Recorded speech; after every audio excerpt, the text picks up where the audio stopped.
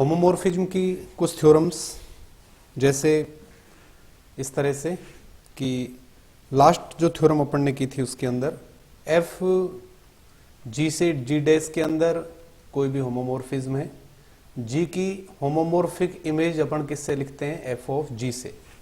तो ये थ्योरम अपन ने की थी कि अगर जी अबेलियन ग्रुप है तब इसकी होमोमॉर्फिक इमेज भी क्या होगा, अबेलियन ग्रुप होगा। जी अगर साइक्लिक ग्रुप है तब इसकी होमोमॉर्फिक इमेज भी क्या होगा, साइक्लिक ग्रुप होगा। ठीक है, ये थ्योरम अपन ने की थी। लेकिन कन्वर्स पार्ट ट्रू होना जरूरी नहीं है कि अगर जो आइसोमॉर्फिक ग्रुप यहां पर बन रहा है होमोमॉर्फिक, ठीक है, F of G homomorphic image से जो ग्रुप बन रहा है, इस ग्रुप को अगर हम कह रहे हैं कि भाई अबेलियन है, उस केस में जी का अबेलियन होना जरूरी नहीं है। इसी तरह से एफ ऑफ जी अगर साइक्लिक है तब जी का साइक्लिक होना जरूरी नहीं है। इसके लिए अपन ने लास्ट क्लास में एक एग्जाम्पल भी आपको बताया था। इससे आगे अपन बढ़ते हैं। नेक्स्ट थ्योरम लिखिए। Next theorem, A homomorphism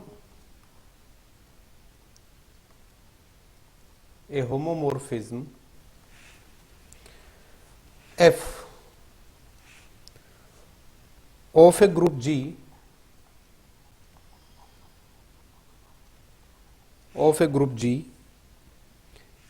into a group G dash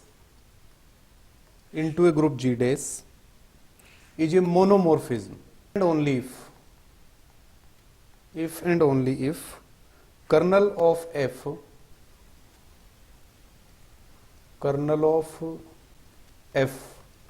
equal to E, where E is identity element of G, where E is identity of G। ये थ्योरम हमें प्रूव करनी है।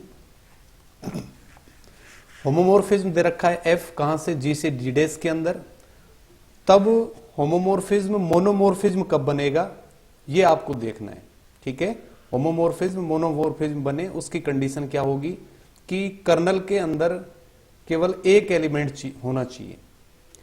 ठीक है, अगर कर्नल ऑफ F के अंदर केवल सिंगल एलिमेंट है, यानी क्या, आइडेंटिटी एलिमेंट, उस केस में जो होमोमॉर्फिज्म है वो क्या बन जाएगा, मोनोमॉर्फिज्म। तो थ्योरम को अपन इस तरह से करेंगे, सबसे पहले मान लेंगे कि F होमोमॉर्फिज्म है और साथ ही F सपोज मोनोमॉर्फिज्म भी है।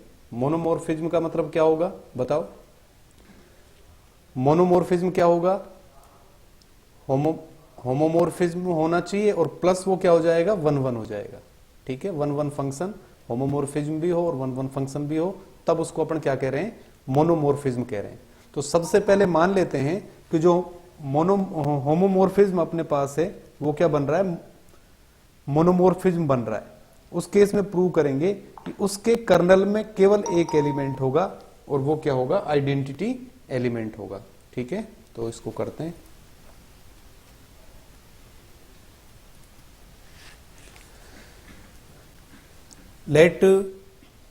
Late F from G to G dash is a monomorphism, ये अपन ने मान लिया। F G से G dash में क्या है, मोनोमॉर्फिज्म। देन क्या होगा, ये होमोमॉर्फिज्म एंड 1 1। ठीक है, होमोमॉर्फिज्म होगा और 1 1 होगा। एक चीज हमें प्रूव करना है कि कर्नल के अंदर केवल एक एलिमेंट होगा। ठीक है, अगर मोनोमॉर्फिज्म बन रहा है उस केस में कर्नल के अंदर केवल एक एलिमेंट होगा और वो क्या है, आइडेंटिटी एलिमेंट। अब एक चीज तो आप देख ही सकते हैं कि भाई जब 1 1 फंक्शन बनेगा, 1 1 फंक्शन जब बनेगा तो आप इधर के एलिमेंट्स को इधर मैप करोगे, तो इधर आप ई डैश ले रहे हो तो ई डैश पर केवल एक ही तो एलिमेंट मैप होगा। अगर ई डैश पर इस कोई दूसरा एलिमेंट भी मैप हो गया तब तो फिर फंक्शन 1 1 ही नहीं रहेगा। 1 1 होने का मतलब है अब इस सेट के हर एक एलिमेंट की जो प्री इमेज आप देख रहे हो वो केवल 1 होनी चाहिए। ठीक है, तो 1 1 फंक्शन नहीं बचेगा। इसका मतलब ई डैश पर केवल एक एलिमेंट ऑपरेट होगा और आपको पता है कि ई तो हमेशा किस पर ऑपरेट होता है, ई डैश पर। इसका मतलब कर्नल के अंदर केवल एक एलिमेंट आ सकता है, कौन, आइडेंटिटी एलिमेंट। ठीक है, ये तो अपन ने सिंपली देख लिया कि किस तरह से आ रहा है। प्रूफ किस तरह से करेंगे इसको, प्रूफ मैं इस तरह से कर रहा हूं। कर्नल क्या है, कर्नल में डिफाइन कर देता हूं, कर्नल k इक्वल टू क्या होगी definition, x belonging to g such that fx equal to E dash, fx equal to E dash. Kernel के अंदर g के वो सारे एलिमेंट आएंगे जो g डैश के आइडेंटिटी एलिमेंट ई डैश पर मैप होंगे। ठीक है, ये कर्नल की डेफिनेशन है। अब आपको पता है इसका मतलब क्या हुआ, that is if x is element of k, this implies f of x equal to E dash. Clear, अगर x k का एलिमेंट है कर्नल का, तब वो किससे मैप होगा, ई डैश से। ऑल्सो वी नो दैट आपको पता है कि f of e equal to किसके होगा, ई डैश के, हमेशा, क्योंकि g का आइडेंटिटी एलिमेंट हमेशा g डैश के आइडेंटिटी एलिमेंट पर मैप होता है। तो f of e equal to किसके हो गया, ई डैश के। तो ये जो दो रिलेशंस मेरे पास आए, fx equal to E dash और fe equal to E dash, तो इन दोनों से मैं क्या लिख सकता हूं, then f of x equal to f of e के होगा, क्योंकि दोनों किसके बराबर हैं, ई डैश के बराबर। तो f of x equal to किसके हो गया, f ऑफ e के। और यहां से मैं क्या लिख सकता हूं, this implies x equal to e, x equal to e। बताओ क्यों x इक्वल टू e क्यों आएगा, okay, because f is 1-1 map, f क्या है, 1-1 है, तो 1-1 की डेफिनेशन लग गई। अगर fx1 इक्वल टू fx2 के होगा, तब x1 इक्वल टू किसके होगा, x2 के। तो x इक्वल टू किसके हो गया, e के। यानी कि if x is element of k, this implies x equal to identity element. यानी कि x आपने किसका एलिमेंट लिया था, कर्नल का, तब वो एलिमेंट किसके बराबर आ रहा है, आइडेंटिटी के एलिमेंट। इसका मतलब कर्नल के अंदर केवल एक एलिमेंट होगा। So kernel consist only single element k equal to e। तो फर्स्ट पार्ट में आपको यही प्रूव करना था कि अगर f क्या है, मोनोमोर्फिज्म है, उस केस में कर्नल के अंदर केवल सिंगल एलिमेंट होगा, और वो एलिमेंट क्या होगा, आइडेंटिटी एलिमेंट। एक चीज, इसका कन्वर्स पार्ट अपन देखें, कन्वर्सली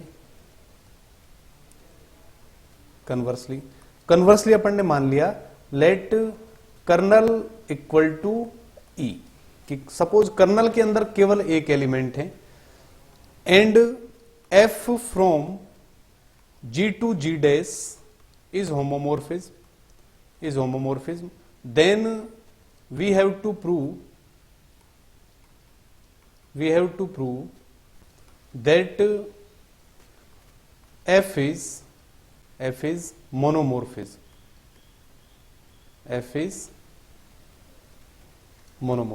ठीक है। f अपन ने मान लिया कि k के अंदर केवल एक एलिमेंट है, f होमोमोर्फिज्म है, हमें प्रूव करना है कि f क्या बनेगा, monomorphism. For this it is required to prove that f is 1-1, तो इसके लिए केवल आपको f को क्या प्रूव करना पड़ेगा, 1-1 प्रूव करना पड़ेगा। ठीक है, तो f को अगर मैं 1-1 प्रूव कर दूं तो f क्या हो जाएगा, मोनोमोर्फिज्म। तो किस तरह से करेंगे, देखो 1-1 प्रूव मान लेते हैं अपन, let fx equal to fy, ठीक है, fx equal to xy fy where x and y are elements of g, ठीक है, क्योंकि f कहां से डिफाइन कर रहे हो, g से g डैश पर। तो f अपने डोमेन के एलिमेंट्स पर ऑपरेट करेगा, डोमेन g है, तो g के दो एलिमेंट्स x y हैं, इस तरह से मैंने कंसीडर कर लिया fx इक्वल टू fy। अगर अपन प्रूव कर दें कि x इक्वल टू y होगा, इसका मतलब f क्या हो जाएगा, 1-1 हो जाएगा। इसको मैं क्या लिख सकता हूं, this implies fx o fx, अब fx किसका एलिमेंट है, कैपिटल वो g डैश का, भाई x अगर इसका एलिमेंट हो fx किसका हो गया, g डैश का, y g का है तो f ऑफ y किसका हो गया, g डैश का। g डैश के एलिमेंट fx के अंदर मैं एक एलिमेंट ऑपरेट कर रहा हूं, f ऑफ y का inverse equal to fy o f of y का इनवर्स। तो दोनों तरफ राइट साइड में एफ वाई इनवर्स मैंने क्या किया है, ऑपरेट किया है, ठीक है। और ऑपरेशन क्या आ गई, ओ, क्योंकि अब elements F X F Y element किसके बन रहे हैं, जी डेस के। ये मेरे पास आ गया।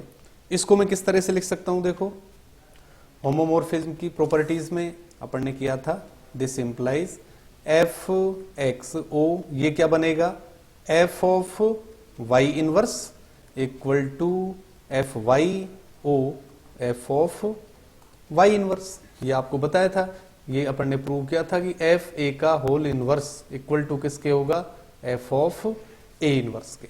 ये अपने पास आ गया। Which implies F of x star Y inverse equal to F of Y star Y inverse, क्योंकि एफ क्या है, homomorphism, since F is homomorphism. तो एफ अगर होमोमोर्फिज्म है तो F of A star B equal to किसके होता है, F A o F B के। तो इस तरह आप लिख सकते हो। अब एक्स और वाई किसके एलिमेंट्स हैं, जी के, इसलिए इनके बीच ऑपरेशन क्या होगी, स्टार होगी। ये मेरे पास आ गया। This implies F of x star Y inverse equal to F of e, f of e, क्योंकि वाई स्टार वाई इनवर्स यानी कि वाई और वाई इनवर्स किसके एलिमेंट्स हैं, जी के। तो y को जब इसके इनवर्स से ऑपरेट करोगे तो आइडेंटिटी एलिमेंट आ गया जी का e, और एफ ई किसके बराबर है, ई डेस के। यानी यहां से मेरे पास ये आ गया x star y inverse, x star y f of x star y inverse equal to e dash, equal to e dash. तो अगर x star y inverse e dash के अंदर आ रहा है तो यहां से क्या लिख सकते हैं अपन, देखो this implies x star y inverse is element of kernel, ठीक है। क्योंकि x स्टार y इनवर्स अगर किससे मैप हो रहा है, ई डेस से, तो x स्टार y इनवर्स किसके अंदर जाएगा, कर्नल के अंदर, क्योंकि कर्नल में वो सारे एलिमेंट्स हैं जो ई डेस से मैप होते हैं। तो x star y inverse belonging to K, और this implies x star Y inverse equal to identity element. भाई हम कह रहे हैं कि कर्नल के अंदर केवल एक एलिमेंट लेकर चल रहे हैं अपन, क्या, आइडेंटिटी। ये शुरू में अपन ने माना है कन्वर्स पार्ट में। कन्वर्स पार्ट में अपन ने लिया है कि कर्नल के अंदर केवल एक सिंगल एलिमेंट है, कौन सा, आइडेंटिटी एलिमेंट, ठीक है, के इक्वल टू ई। अब मैं कह रहा हूं कि एक्स स्टार वाई इनवर्स भी कर्नल में आ रहा है।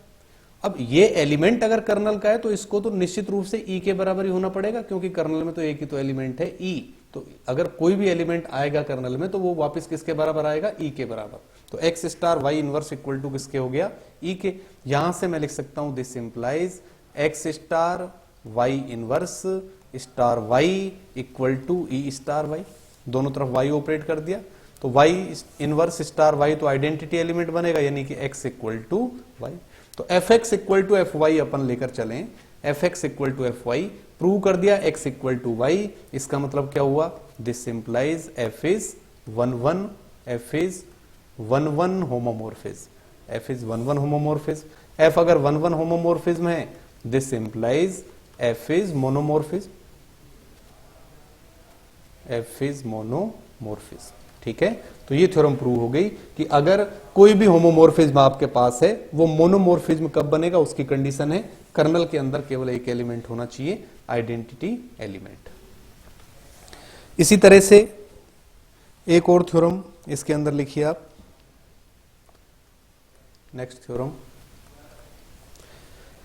If F is a homomorphism, f is a homomorphism, f is a homomorphism of a group G, of a group G onto a group G dash, onto a group G dash, G dash. If the order of of A belonging to G, order of A belonging to G is finite,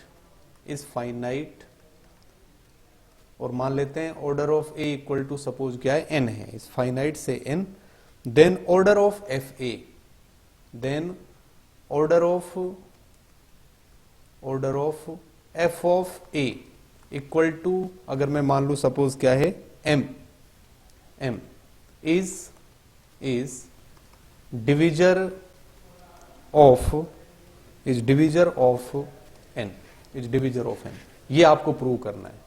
ठीक है, F homomorphism दे रखा है जी से जी डेस के अंदर, जी on to G डेस, ए का order आपको दिया हुआ है एन, और एफ ऑफ ए का ऑर्डर क्या है एम, तब प्रूव करना है कि एम क्या होगा, divisor of N, M is divisor of N, ये आपको प्रूव करना है। ठीक है, तो ये मेरे पास है F is a homomorphism from G to G dash, homomorphism.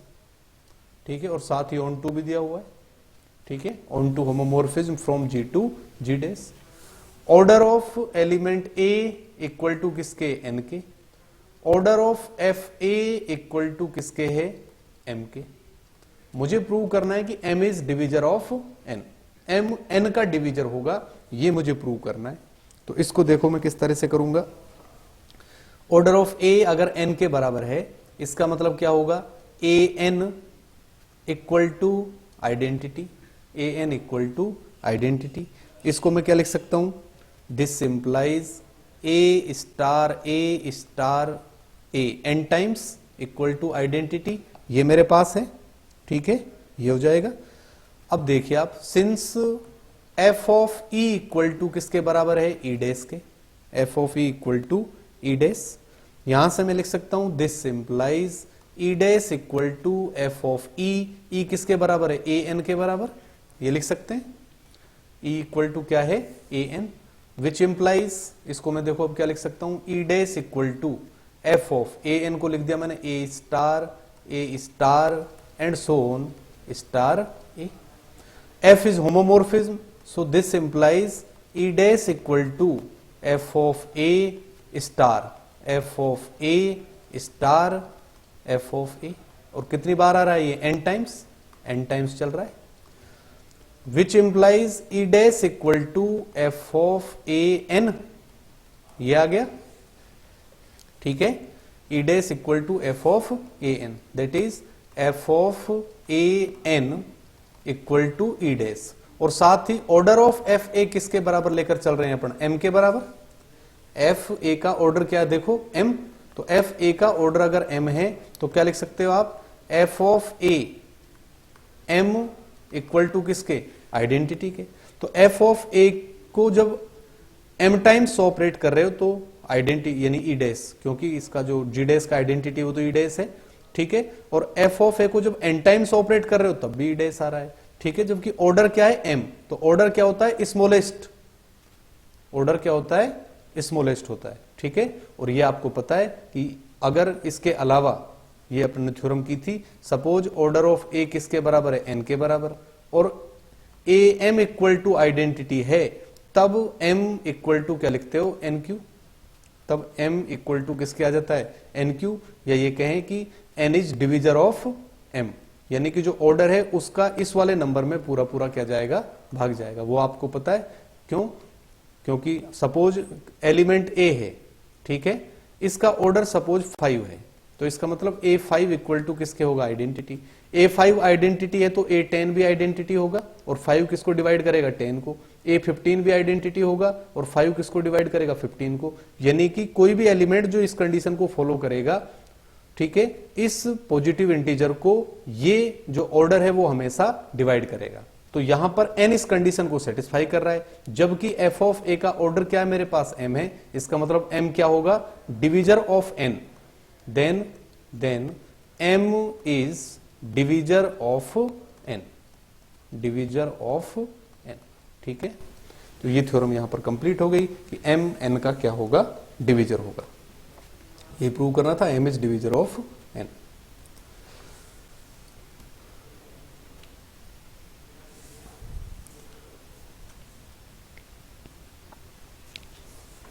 Next theorem,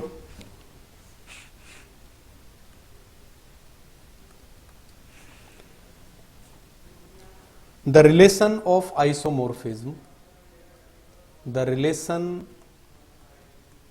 of isomorphism the relation of isomorphism, ठीक है, यानी कि ये रिलेशन आइसोमोर्फिक ग्रुप आपको बताया था मैंने कि अगर F आइसोमोर्फिज्म है यानी कि 1,1,2 होमोमोर्फिज्म है, तब G और G डैश क्या कहलाते हैं, आइसोमोर्फिक ग्रुप कहलाते हैं। और उसके लिए हम इस तरह का सिंबल काम में लेते हैं, आइसोमोर्फिज्म, ये वाला सिंबल, ठीक है। And the relation is relation of isomorphism, relation of isomorphism in the set, ये relation in the set of all groups in the set of all groups is an equivalence relation, is an equivalence relation, is an equivalence relation, ठीक है। तो ये है कि जो isomorphism का relation होगा, ठीक है, किस पर, सेट ऑफ ऑल ग्रुप्स।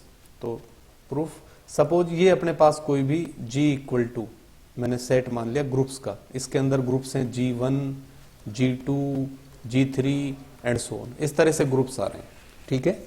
तो सभी ग्रुप्स का जो सेट है और इस पर रिलेशन क्या डिफाइन है, आइसोमोर्फिज्म का। तो प्रूव करना है कि ये रिलेशन क्या होगा, इक्विवेलेंस रिलेशन होगा।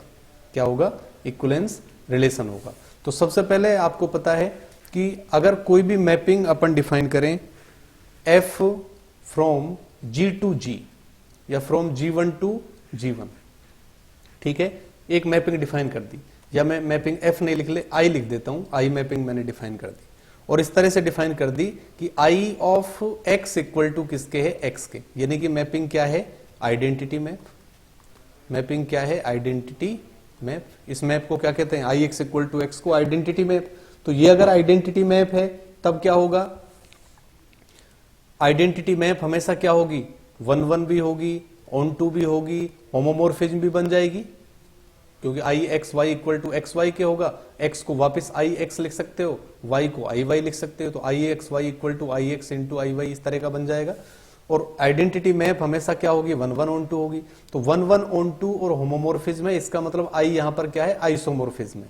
I क्या हो जाएगा, आइसोमोर्फिज्म। और अगर I आइसोमोर्फिज्म है तब ग्रुप G1 के क्या कहलाएगा, आइसोमोर्फिक कहलाएगा। यानी कि G1 से क्या है, रिलेटेड है, यानी कि G1 is related to G1। और कोई भी एलिमेंट किसी सेट का खुद से रिलेटेड है, इसका मतलब क्या है, ये क्या बोलते हैं अपन इसको, रिफ्लेक्सिव होगा। This implies I is reflexive, या जो रिलेशन है, दिस इंप्लाइज, ये जो रिलेशन हमारे पास आया, ये रिलेशन कैसा हो गया, रिफ्लेक्सिव, ठीक है। तो जब भी सेम ग्रुप आप ले रहे हो उस केस में आइडेंटिटी मैप आप डिफाइन कर सकते हो, उससे उसके अंदर वो मैपिंग निश्चित रूप से आइसोमोर्फिज्म बनेगी, ग्रुप क्या बन जाएंगे, आइसोमोर्फिक बन जाएंगे, और ये रिलेशन क्या हो जाएगा, रिफ्लेक्सिव, क्योंकि G1 किससे रिलेटेड हो गया, खुद G1 से। यही तो करते हो आप रिफ्लेक्सिव या स्वतुल्य में, यानी कि A रिलेटेड टू क्या आना चाहिए, A आना चाहिए। अब इसी में सेकंड में देखता हूं सिमेट्रिक, क्योंकि मुझे इक्विवेलेंस रिलेशन प्रूव करना है। तो सेकंड अपने देखना है सिमेट्रिक, क्या सिमेट्रिक है या नहीं।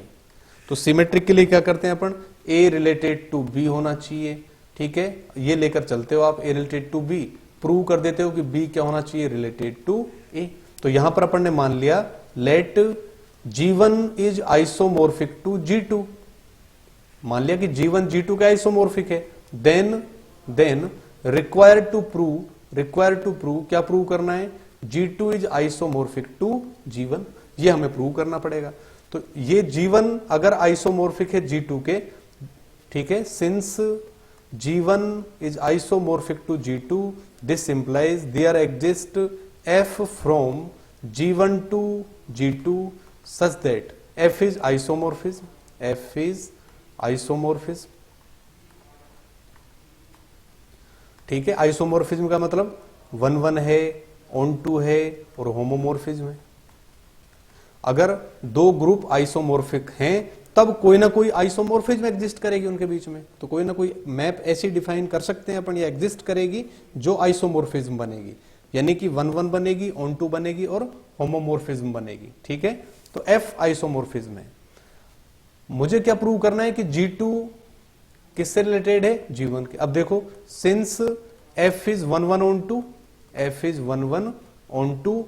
This implies F inverse from G2 into G inverse exist. ये आपको पता है कि किसी भी फंक्शन का इनवर्स मैप कब एग्जिस्ट करता है, जब वो फंक्शन 1 1 on 2 हो। तो यहां पर F 1 1 भी है, on 2 भी है, इसलिए इसका इनवर्स मैप एग्जिस्ट करेगा। और अगर F G1 से G2 पर है तो इसका इनवर्स मैप कहां से होगा, G2 से G1 पर, इस तरह से। तो और साथ ही आपको पता है and inverse map F inverse भी क्या होगा, 1 1 भी होगा और on 2 भी होगा। किसी फंक्शन का अगर इनवर्स एग्जिस्ट कर रहा है, इसका मतलब फंक्शन 1 1 on 2 है और उसका इनवर्स भी उस केस में क्या बनेगा, 1 1 on 2। हमें देखना है कि क्या F इनवर्स होमोमोर्फिज्म है। ठीक है, to prove F inverse homomorphism, F inverse को मैं प्रूव करूंगा कि F इनवर्स क्या है, होमोमोर्फिज्म है। तो F इनवर्स को होमोमोर्फिज्म कैसे प्रूव कर सकते हो आप, देखो F इनवर्स कहां से ले रहे हैं अपन, G2 से G1 के अंदर, G2 से G1 के अंदर। मैं मान लेता हूं कि A और B G के एलिमेंट्स हैं। सपोज A और B किसके एलिमेंट है, G1 के एलिमेंट है। तब A की प्री इमेज इधर क्या होगी, क्योंकि ऑन टू मैपिंग है, ऑन टू मैपिंग है तो हर एक एलिमेंट की प्री इमेज एग्जिस्ट करेगी। मान लेते हैं A की प्री इमेज क्या है यहां पर, सपोज क्या मान लें अपन, A डैश मान लेते हैं, और B की प्री इमेज क्या मान लेते हैं, B डैश मान लेते हैं। तब क्या होगा, क्या लिख सकते हो आप, A डैश, ठीक है, F इनवर्स तो इधर से इधर है, इससे इस तरफ क्या आएगा, F आएगा, तो A डैश किसके बराबर है, F ऑफ A के बराबर। ठीक है, B डैश किसके बराबर है, F ऑफ B के बराबर। ठीक है, A dash equal to F of A और B dash equal to F of B। इसका मतलब क्या हुआ, A इक्वल टू किसके हो गया, F inverse of A dash, और B इक्वल टू किसके हो गया, F inverse of B dash. F को इस तरफ ले लिया मैंने, देखो यहां पर भाई A डैश जब G2 का पॉइंट ले रहे हो तो F इनवर्स A डैश किस में जाएगा, G1 में, F इनवर्स A डैश, और वो किसके बराबर ले लिया मैंने, A के बराबर। तो कुल मिलाकर A डैश और B डैश तो G2 के एलिमेंट हैं, A और B G1 के एलिमेंट हैं, तो ये रिलेशन दोनों में हो गए। ठीक है, मुझे प्रूव करना है कि F इनवर्स होमोमोर्फिज्म है, तो F इनवर्स को मैं ऑपरेट कर रहा हूं, F इनवर्स ऑफ, इसके एलिमेंट्स ले लिए मैंने A डैश, ठीक है, और B डैश। सिंपल में कोई ऑपरेशन नहीं लगा रहा हूं, दोनों तरफ एक जैसे ले लेता हूं ऑपरेशन, डॉट ले लिया मैंने, A डैश B डैश। अब देखो क्या लिख सकते हैं इसको, F inverse of A dash किसके बराबर है, F ऑफ A के, इंटू B डैश किसके बराबर है, F ऑफ B के, which is equal to F inverse. और F होमोमोर्फिज्म दे रखा है आपको, तो FA FB को मैंने क्या लिख दिया, F of AB। F into F inverse क्या होगा, आइडेंटिटी, इक्वल टू किसके आ गया, AB के, इक्वल टू AB के। A किसके बराबर है, F inverse of A dash, B किसके बराबर है, F inverse of B dash, यानी कि F inverse A dash B dash किसके बराबर आ गया, F inverse A dash into F inverse B dash. इसका मतलब F इनवर्स क्या हो गया, homomorphism. This implies F inverse is homomorphism.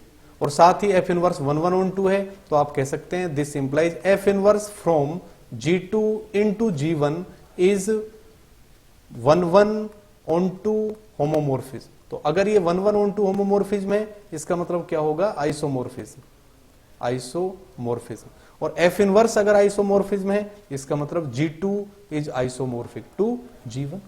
तो G1 आइसोमोर्फिक टू G2 हम लेकर चले, क्या लेकर चले, G1 आइसोमोर्फिक टू G2, और प्रूव कर दिया कि G2 आइसोमोर्फिक किसके होगा, G1 के। इसका मतलब रिलेशन क्या हो गया, सिमेट्रिक।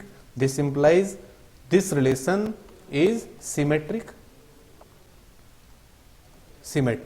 ठीक है, लास्ट इक्विवेलेंस के लिए तीसरी चीज क्या प्रूव करते हैं, ट्रांजिटिव। ठीक है, संक्रामक, ट्रांजिटिव। तो ट्रांजिटिव देखते हैं, ट्रांजिटिव में क्या है, F कहां से कहां, सपोज कहां से, G1 से G2, और G सपोज मैंने क्या ले लिया, G2 से G3 R। ठीक है, या ये रहने देता हूं, इस तरह से लिख लेते हैं अपन। ट्रांजिटिव में क्या लेकर चलोगे, suppose G1 is isomorphic to G2, G2 is isomorphic to G3, then require to prove, क्या प्रूव करना है, G1 is isomorphic to G3, ये हमें प्रूव करना है। ठीक है, तो G1 आइसोमोर्फिक है G2 के, इसका मतलब कोई ना कोई मैप G1 से G2 में ऐसी है जो क्या है, आइसोमोर्फिज्म। इसी तरह से G2 से G3 में, G2 आइसोमोर्फिक है G3 के, इसलिए कोई मैप G आप डिफाइन कर सकते हो G2 से G3 में, विच इज आइसोमोर्फिज्म। ठीक है, हमें क्या प्रूव करना है कि G1 किसके आइसोमोर्फिक है, G3 के। तो G1 से इन दोनों की सहायता से, इन दोनों मैप्स की सहायता से एक नई मैप G1 से किस में डिफाइन कर सकते हो आप, G3 में, और वो मैप क्या होगी, GOF। देखो आप, ये तो होता है, ये G2 तो दोनों में कॉमन आ गया, GOF यानी कि पहले F ऑपरेट होगा G1 पर, क्योंकि F का डोमेन क्या है, G1। तो इन दोनों की कंपोजिट मैप GOF कहां से डिफाइन कर सकते हो आप, G1 से G3 के अंदर। ठीक है, अब आपको क्या प्रूव करना है, F और G दोनों तो आइसोमोर्फिज्म है, GOF को आपको आइसोमोर्फिज्म प्रूव करना है। आपने जो प्रीवियस क्लासेज हैं उसके अंदर पढ़ा है कि अगर F और G 1 1 on 2 है, F और G दोनों 1 1 on 2 है, तब इनकी जो कंपोजिट मैप होगी GOF वो भी 1 1 on 2 होगी। ठीक है, लास्ट क्या बचा, GOF को होमोमोर्फिज्म प्रूव करना। GOF को होमोमोर्फिज्म प्रूव करने के लिए अपन इस तरह से कर सकते हैं, GOF A star B equal to, ये लेकर चल दिया अपन, GOF A star B equal to, या स्टार नहीं लगाए तो सिंपली A इंटू B ले लिया मैंने। ठीक है, इक्वल टू क्या लिख सकते हैं, G of F A B। G of F homomorphism दे रखा है आपको, तो क्या लिख सकते हो, FA और इंटू FB, ये आ गया। ठीक है, अब यहां से देखिए आप, इक्वल टू G होमोमोर्फिज्म है तो एक एलिमेंट ये है, एक एलिमेंट ये, तो G भी अलग अलग पर ऑपरेट हो सकता है, G of FA into G of FB, और इसको आप क्या लिख सकते हैं, which is equal to GOF of A into GOF of B। तो देखिए आप, GOF A B पर जब ऑपरेट हो रहा है तो A पर हो गया, इंटू B पर हो गया। इसका मतलब क्या है, GOF होमोमोर्फिज्म है। F और G अगर 1 1 on 2 है तो कंपोजिट मैप भी 1 1 on 2 है, तो यहां से हो गया GOF, कहां से, G1 से G3 के अंदर 1 1 है, on 2 है और होमोमोर्फिज्म है। इसका मतलब क्या हो गया, आइसोमोर्फिज्म, इट इज आइसोमोर्फिज्म। और अगर ये आइसोमोर्फिज्म है तब आप क्या लिखोगे, G1 is isomorphic to G3। अगर मैप आइसोमोर्फिज्म है तब ग्रुप्स क्या कहलाते हैं, आइसोमोर्फिक। तो G1 को G2 के आइसोमोर्फिक लेकर चलें, ठीक है, G2 को G3 के आइसोमोर्फिक लेकर चलें, और प्रूव कर दिया कि G1 आइसोमोर्फिक होगा किसके, G3 के। इसका मतलब रिलेशन क्या हो गया, ट्रांजिटिव। तो जो रिलेशन अपने पास है वो रिफ्लेक्सिव है, सिमेट्रिक है, ट्रांजिटिव है, तो फाइनली लिख सकते हो, हेंस दिस रिलेशन या relation of isomorphic is equivalence relation.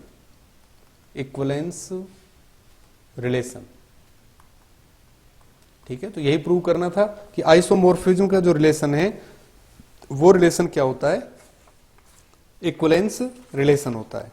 ठीक है,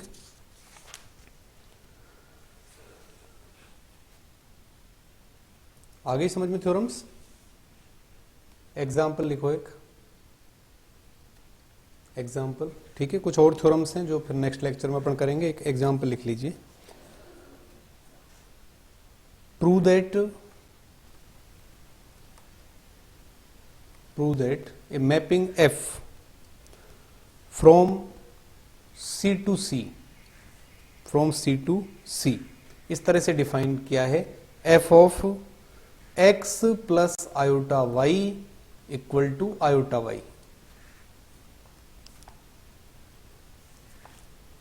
इज एन इंडोमोर्फिज्म। प्रूव क्या करना है इसको, इंडोमोर्फिज्म। ठीक है, फर्स्ट तो क्या प्रूव करना है, इंडोमोर्फिज्म, और ग्रुप्स, दोनों ही ग्रुप क्या दे रखे हैं, एडिटिव ग्रुप, यानी कि ये ग्रुप क्या है, C प्लस, और इधर वाला ग्रुप भी क्या है, C प्लस। ऑपरेशन दोनों तरफ क्या है, प्लस है, और साथ ही कर्नल फाइंड करना है आपको इसका, सेकंड कर्नल ऑफ F। ठीक है, X plus y, F of X plus या F ऑफ, दो एलिमेंट लोगे इसके आप C के, तो पहला एलिमेंट क्या ले लिया आपने, X1 प्लस आयोटा Y1, और प्लस दूसरा element X2 plus iota Y2, ये दूसरा एलिमेंट। ठीक है, ये लेकर चल रहे हैं, इसको प्रूव करना है आपको। देखो क्या कर सकते हैं, इसको क्या लिख सकता हूं मैं, F of X1 plus X2, और plus iota y1 plus y2। अब डेफिनेशन क्या है देखो एफ की डेफिनेशन ये F X plus iota Y किसके बराबर है, आयोटा वाई के। तो ये वाली वैल्यू किसके बराबर हो जाएगी, आयोटा y1 प्लस y2 के। इसको मैं क्या लिख सकता हूं, iota y1 plus iota y2। अब आयोटा y1 को वापस क्या लिख सकते हो आप, F of x1 plus iota y1, क्योंकि इसकी तो वैल्यू आएगी।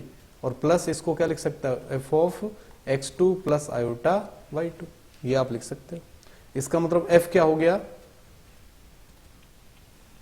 Homomorphism. f from same group C to C is homomorphism. और ये होमोमॉर्फिज्म में तो क्या बन जाएगा, इंप्लाइज इंडोमॉर्फिज्म। ठीक है ये।